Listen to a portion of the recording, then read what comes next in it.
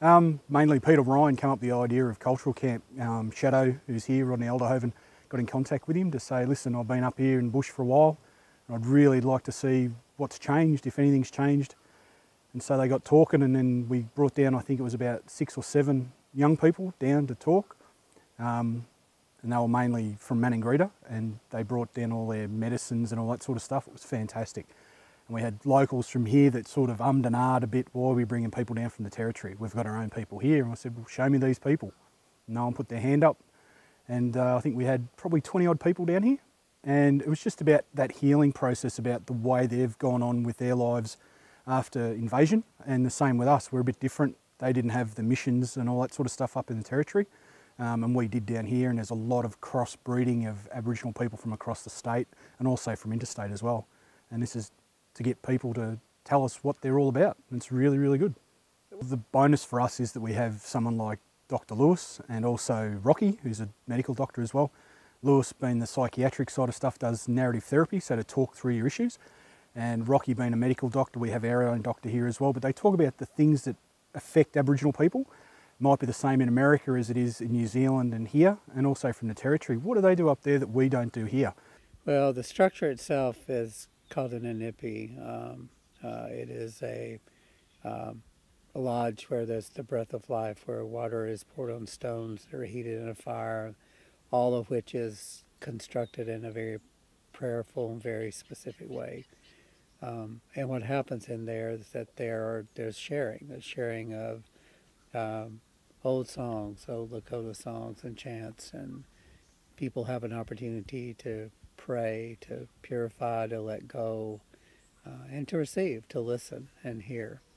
And so the ceremony is one that's very old, hundreds of years old. It's very prevalent in North America, even though it was outlawed until the mid-1970s in our country. But it has had quite a revival, I guess, and expansion really across the country. It is a ceremony that's done before other ceremonies. Sometimes it's done by families. Sometimes it's done as a part of a community. But it is one of the sacred ceremonies of Lakota, yet practiced by many other indigenous people in North America now.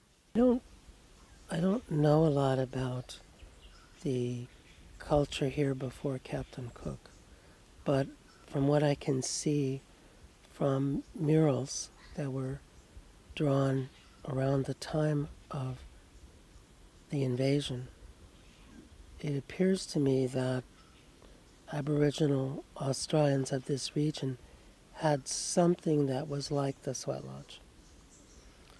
And it looks from the murals like it was dug into the earth as a pit, and I imagine it to be, from what it looks like in the murals, it's probably something like the Dene practice of putting the hot stones in the bottom of a pit and then covering it with plant material and then putting the person in, and then more plant material and maybe even some dirt. So it could be that there's something similar in the heritage of the Gippsland people. Many of these things, although they appear to be lost, they are carried deep within us. And the whole idea of, through other ceremony connecting with the dreaming, what happens is that there's a remembering. And the word really is a very important word, because remembering is putting back together the pieces.